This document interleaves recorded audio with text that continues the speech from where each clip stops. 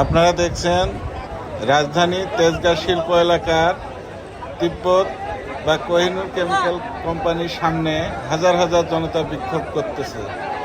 আমাদের প্রিয় নবী হযরত মুহাম্মদ সাল্লাল্লাহু আলাইহি সাল্লামকে নিয়ে একজন হিন্দু কটূক্তি করার কারণে প্রথমে কোহিনুর কেমিক্যাল কোম্পানি লিমিটেডের কর্মচারীরা বিক্ষোভ প্রদর্শন শুরু করে এবং এক পর্যায়ে সাধারণ জনতা যোগ হয় এবং হাজার হাজার জনতা একসাথে মিলে বিক্ষোভ প্রদর্শন করে।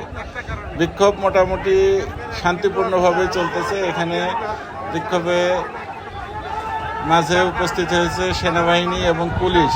সেনাবাহিনী এবং পুলিশ বিক্ষোভ নিয়ন্ত্রণের চেষ্টা করতেছে, কিন্তু সেই বিক্ষুব্ধ জনগণকে নিয়ন্ত্রণ করতে তাদেরকে বেশ বেগ পেতে হচ্ছে। তারা রাস্তা দুই পাশে অবরোধ করে, তেজগাঁ শিল্প এলাকার রাস্তা অবরোধ করে বিক্ষোভ করে যাচ্ছে এবং দুপুরের পরের থেকে বিক্ষোভ শুরু হয়ে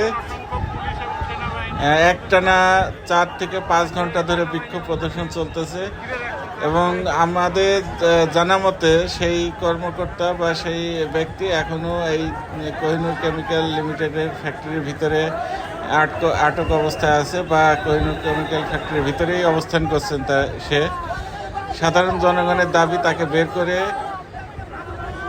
জনগণের সামনে প্রকাশ্যে ক্ষমা চাইতে হবে এবং তার ভুল স্বীকার করতে হবে, তারপরে তাকে আইনের হাতে সোপর্দ করতে হবে।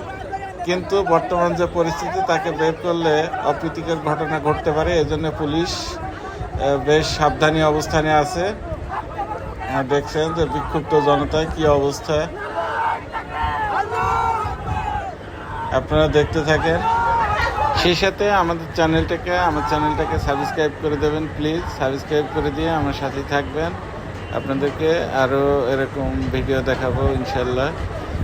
আপনারা অবশ্যই সাবস্ক্রাইব করবেন এবং লাইক কমেন্ট করবেন। এবং কথিত আছে এই ফ্যাক্টরির কর্মকর্তা কর্মচারীদের দ্বারা বা এই ধরনের বেশ কিছু হিন্দু কর্মকর্তা কর্মচারীদের দ্বারা সাধারণ শ্রমিকদের উপরে ব্যাপকভাবে নির্যাতন চালানো হয় এবং রমজান মাসে তারা তারাবি বা সেহরি ইফতারের জন্য যথেষ্ট সময় দেয়নি, যার কারণেও শ্রমিকদের ভিতরে বেশ ক্ষোভ জমা হয়ে আছে।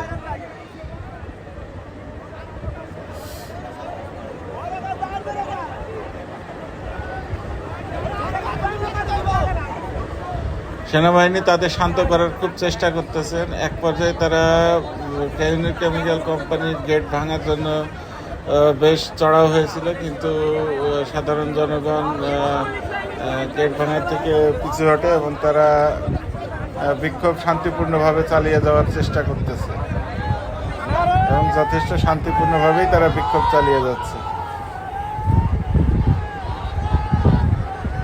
যে ব্যক্তি এই ধরনের কটূক্তি করেছে সে ধৃষ্টতার পরিচয় দিয়েছে। আমরাও সবাই চাই তার শাস্তি হোক এবং এই ধরনের কর্মকাণ্ড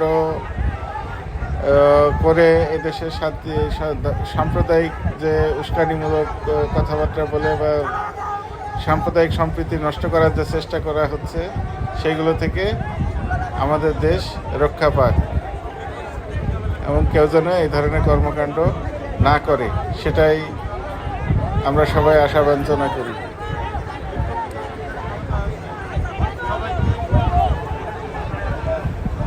দুপুর থেকে শুরু হয়ে সন্ধ্যা পর্যন্ত একটানা বিক্ষোভ চলছে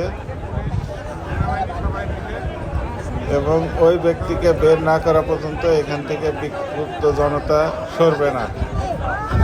তারা এই অঙ্গীকার করেছে এবং তাকে আইনের হাতে অবশ্যই সোপর্দ করতে হবে। আইনের হাতে ঠিকঠাক মতো না ওঠানো পর্যন্ত এখান থেকে জনগণ সরবে না। এই প্রতিজ্ঞাবদ্ধ হয়ে সবাই বিক্ষোভরত।